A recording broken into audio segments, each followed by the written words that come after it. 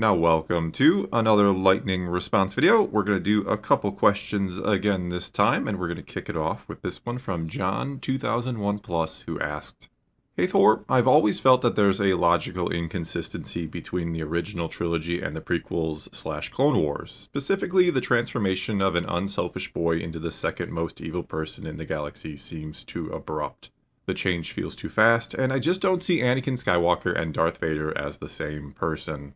To make good people do evil, they need to be indoctrinated to the point where they stop thinking for themselves. For example, the Nazis convinced people that they were victims of a vast conspiracy and that killing certain quote-unquote subhuman people was justified.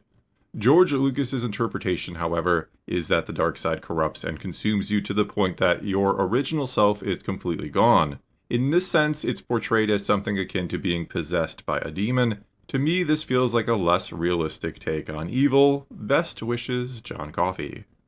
And first of all, I think there are many different types of evil, or many different ways to become evil, and certainly one of them is the way you suggest, to be indoctrinated and to be taught to believe or what to believe, and that your beliefs are to hate other groups of people, or that anybody who doesn't believe as you do is some sort of enemy. That is obviously a form of evil if you are willing to act on those beliefs and to harm others because of them.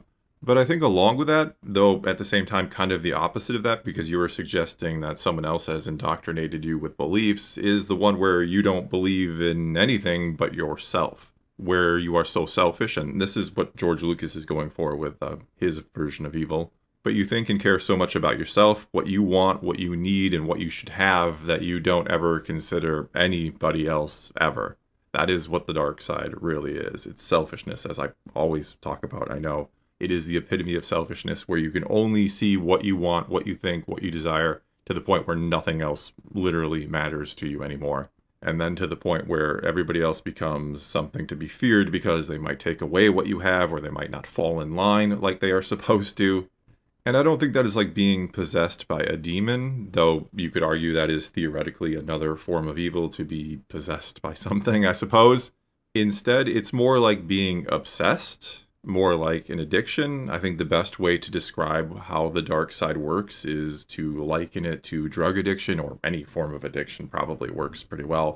But we'll use drug addiction and we'll compare it to the fact that, say, things are going wrong in your life and you decide to take a pill or whatever, and you feel better taking this pill, and for a little while all your worries and your concerns and your problems are gone, and then of course you eventually come crashing down, and what do you need to do?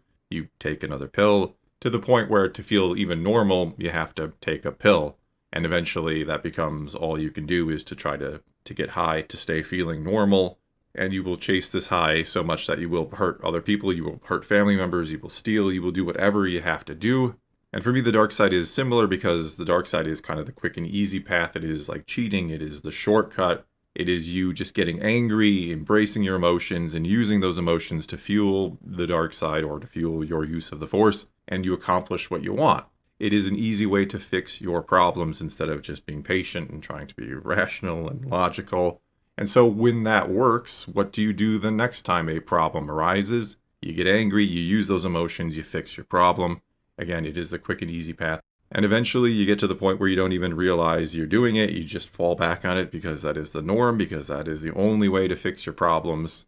And so though, yeah, I do understand the logical inconsistency perhaps between what we see Anakin start out as the altruistic boy who wants to help everybody and see the galaxy and do good.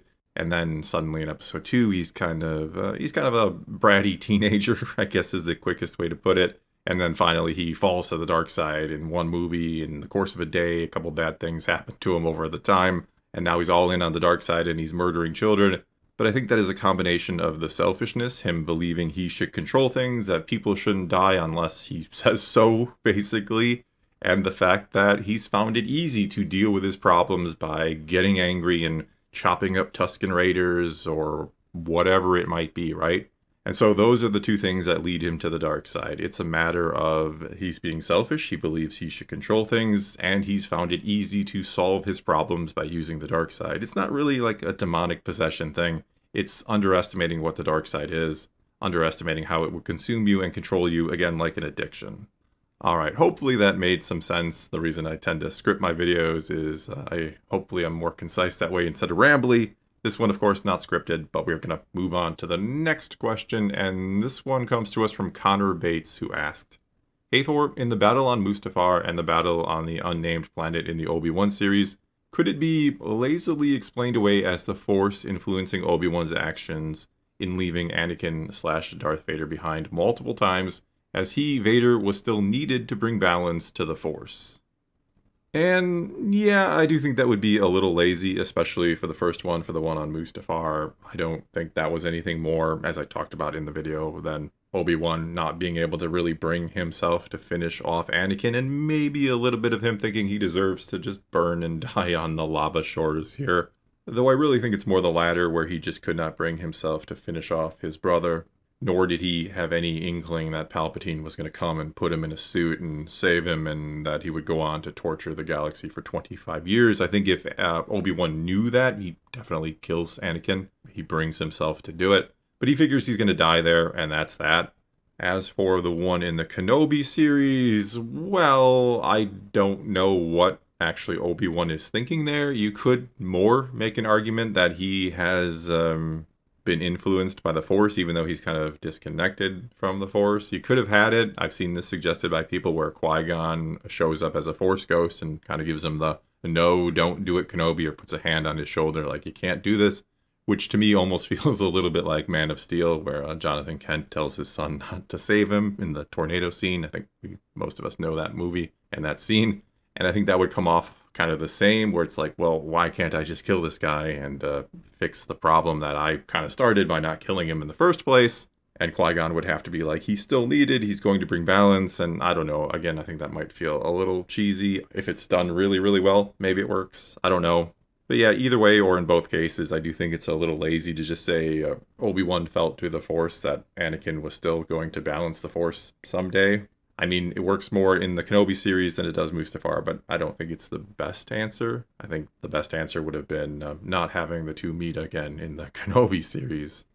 Alright, and moving on to another similar question, we have this one from Psychedelic Dude, who asked, Hey Thor, follow-up question. Okay, as a guy with mixed feelings about the no-kill rule, I definitely agree that Kenobi should have killed Vader, so I'm not advocating for letting Vader live. But if Kenobi kills Vader, even in mercy, wouldn't it be a step towards the dark side? If it is, doesn't that mean it is sometimes good and or right to use the dark side? If it isn't, doesn't that mean the Jedi can kill an unarmed person without going to the dark side? So Anakin killing Dooku wasn't wrong after all. Or does the context of it all play more into it? But if it does, doesn't that contradict the kind of black and white nature of the Force? The black and white nature being where even if you use the dark side for noble reasons, it is still wrong. And this question kind of reminds me of one of the more interesting moments in the Clone Wars animated series, when Anakin stabs a guy in the back who was going to blow up a ship. He's holding a remote that can blow up the ship, and Obi-Wan is there and kind of gives him a look like, Anakin, what are you doing? You can't just stab a dude in the back. And Anakin's response is simply, what? He was going to blow up the ship. And what I love about that is it kind of hints towards the mindset of Anakin that, you know, he kind of does things his own way, and he's not really afraid to do things that maybe are a little unorthodox or could be construed as wrong. Yet at the same time, he is kind of right. You can't let the guy blow up the ship and kill everybody, even if that means you have to kill him.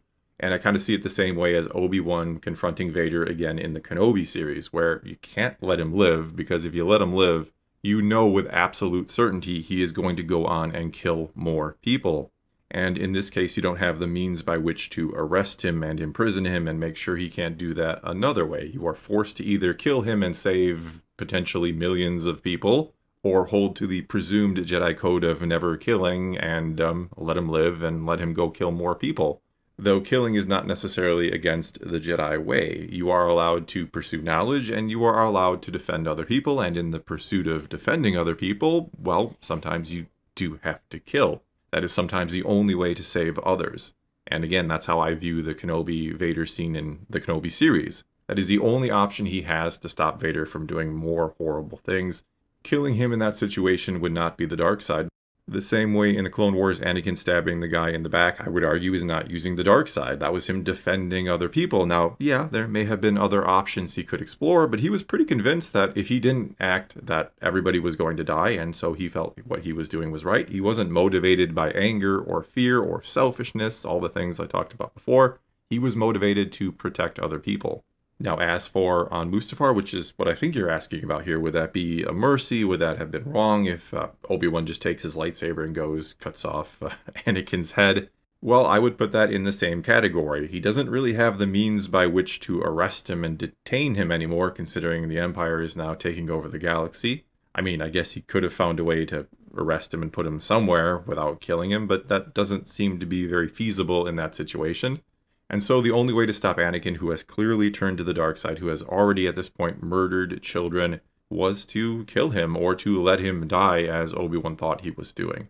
Again, I don't think it is inherently wrong, as bad as this may sound, for a Jedi to kill somebody if he is doing it to protect many other people, and there really is no other better option or choice in the moment. Okay, and now we move on to this question from Andy Biliak, who asked, "Hey Thor, love your deep dives into the franchise. So here's my question. How do you feel about the implications of things like the world between worlds and addition of time travel or a multiverse in the series? Do you feel it's been properly utilized outside of saving Ahsoka or bringing back pre-suit Anakin/Vader for a final rematch? What more would you want to be done with this concept?" And honestly, not a huge fan of the idea of time travel at all, or multiverses, or anything like that. I like the idea that there is one linear timeline that can't be broken, and that the choices one makes in the moment, which is, as I say, one of the things Star Wars is all about, characters or people making choices that impact not only themselves, but others and potentially the galaxy. But I don't like the idea of being able to undo those choices via something like time travel, or there being multiverses where you may have not made that choice. Now that said, if you want to do something with the world between worlds where you can see alternate realities where people, if they would have made different choices, what happens instead, and you want to turn it into a what if series where you have a character in the world between worlds and they're looking into these portals and they're saying, oh, in this particular instance, Anakin defeats Obi-Wan on Mustafar and never gets put into the suit. What happens then? I think that's cool. That's fine. But you make it known it's not multiverses. It's just seeing what could have happened. I think something like that could be fun. But other than that, I'm really not a fan of time travel or anything like that. Now, if a character wants to pursue it in story to change a decision they made, that they're obsessed with changing the past and they think there is a way to time travel to fix that, and they ultimately fail, I think that would fit into Star Wars, where a character becomes obsessed and maybe falls to the dark side trying to change the past, even if the thing that they're trying to change would make everything better. For me, that would go along with the themes of Star Wars well. But anyway, no, not a fan of time travel or anything of the sort. Alright, well I think that is going to be all I got for you this time. Now it is your turn to take to the comments below and tell me what you think of anything and everything I had to say here. Or you can always ask a question for a future lightning response video, or you can give me an idea for a future tier list. A lot of people did that. I do plan on doing more of those in the future. But whatever the case may be, leave a comment, question, or suggestion below. Let's talk some Star Wars, and until next time, thanks for watching.